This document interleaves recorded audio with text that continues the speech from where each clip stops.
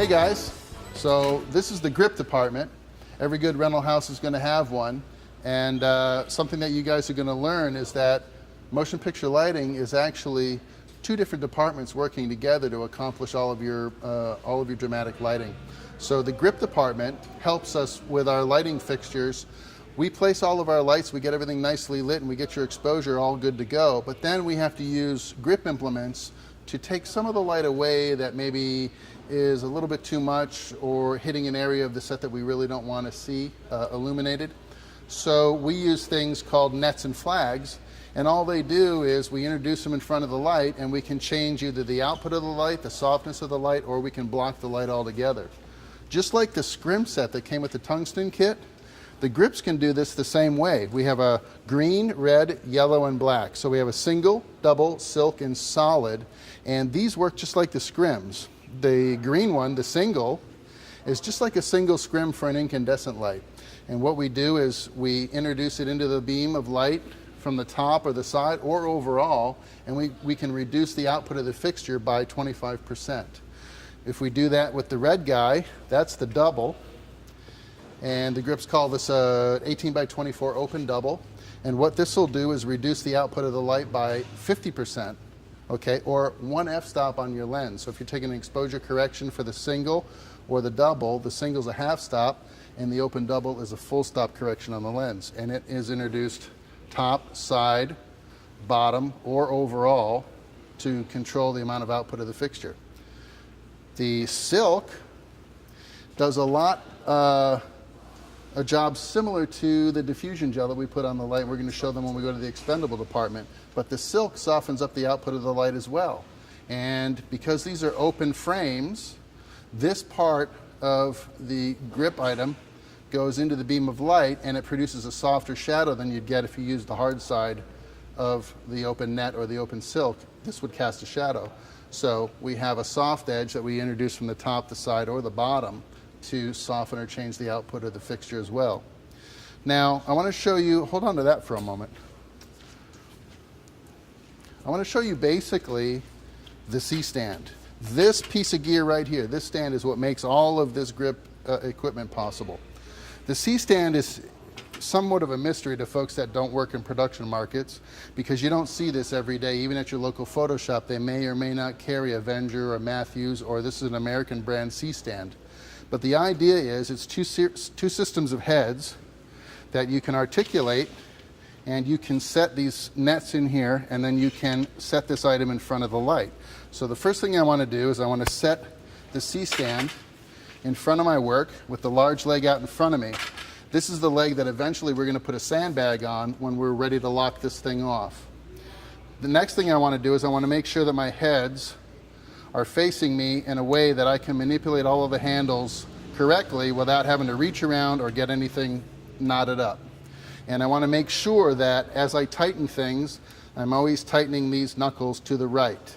Now, the idea of tightening to the left and tightening to the right is an old concept. You know that lefty-loosey and righty-tighty is our rule of thumb when we're talking about tightening down hardware.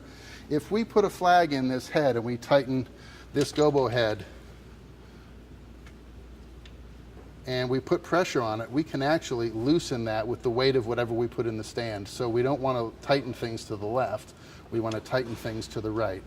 I know it seems like a confusing concept initially, but as you get used to using a C-stand, you'll understand. Keep all your control knobs to your left hand and all your tightening knobs in your right hand, and everything will work the way it needs to work.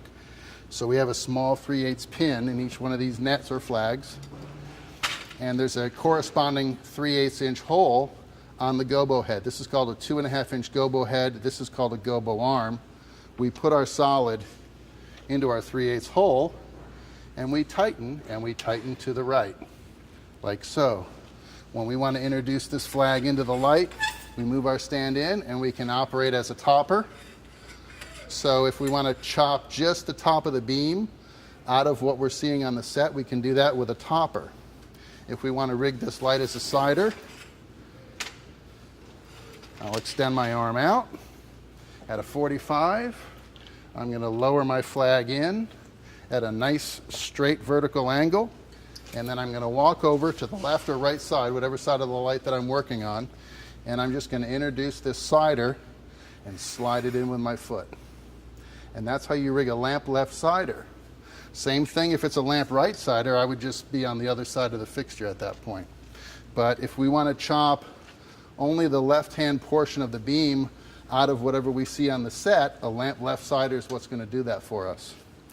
The other thing we might want to do with our light, we focus it on our set and we realize that some of the stuff in the foreground that's getting hit by our 1000 watt or 407 by Mo Richardson, we understand that we need a bottomer to block some of the light that's hitting our foreground. So we can re-rig this whole stand and set this flag as a bottomer. To do that, I'm going to invert my gobo head and I'm going to offer up my flag like so. This is a 18 by 24 solid bottomer, and if I have too much, I can do what we call Frenching the flag. I can open it up and I can control the bottom of the beam and keep light off of the things in the foreground. So a C-stand, as you can see, is a really versatile tool. It has a lot of flexibility. It's a little bit imposing at first, but after you learn how to operate a C-stand, there's really no cut that you can't make on a light using a C-stand and a couple of instruments like silk solids or flags. Now, here's a neat flag. This is what we call a floppy solid. So this guy is a basic cutter. We use this to cut the light. It's just black, it's got a fuzzy side, and it's got a flat side. And this guy, when you open it up, becomes twice as big. So if I started my cut with an 18 by 24 and I realized that the flag was just a little too small for the area that I had to cover maybe on the back wall, I can increase the volume of the flag by dropping the flop before I have to call for the next size of flag. And as you can see, we got plenty of different sizes here. We have what we call postage stamps, which are 12 by 14 inches. We have 4 by flags, nets, solids, and silks that can cover a larger fixture. The 18 by 24s, and we also have 2 by 3. So depending on what you need to do, whether it's 18 by 24, 2 by 3, postage stamp, or 4 by 4, you can get it done with the different size nets and flags, and the C-stand and a sandbag is all you need. All right, apple boxes. Yeah, Mike, check this out. All kind of sizes you need, whatever you need. We got all kind of sizes from the pancakes, it's nice small ones, quarters, halves. They even go up to full apples. Full apple. Yes. Not only is this a great thing to sit on when you get tight on the set, but you can also stand on it. You can prop set pieces up with it. You can use it to hold up art direction. Interesting thing about a full apple box, these were meant to go on staircases. So it's 8 inches deep, it's 12 inches wide, and it's 20 inches long. And when you slide this into a staircase, boom, you've just made a level spot for you to put a baby stand, let's say, or a C-stand if you need to make a cut off a staircase. So interesting thing about the apple box, we take them for granted, but we wouldn't want to do a shoot without them. You definitely need them, Mike. I want to talk about this. Hey, I'll show you this big hardware. Yes, big setup we have here of hardware. We got whatever you need, Mike. All kind of things. So if I need a clamp, this is where you got to go. You got C-clamps, bar clamps, grid clamps, pipe hangers, offsets, and everybody's favorite, the Cardellini. Oh, yes, yes. We got a couple of Cardellinis in there, I guess. Yes, we do. Check it out. This particular one is a center jaw Cardellini. Really great clamp, very versatile. Whatever you need to clamp down. It even has a baby spread at the end. So we can bite onto anything we have to. It's got a recess, so we can grab round objects like pipe and railings.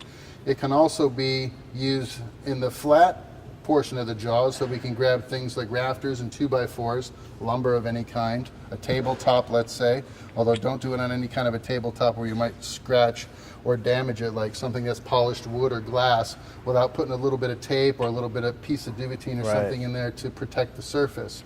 But then you've got your 5/8 pin, so you can mount your light to it, you can mount a gobo head to it, you can mount a variety of different things to this 5/8 pin, all from the grip hardware that you see here. Right.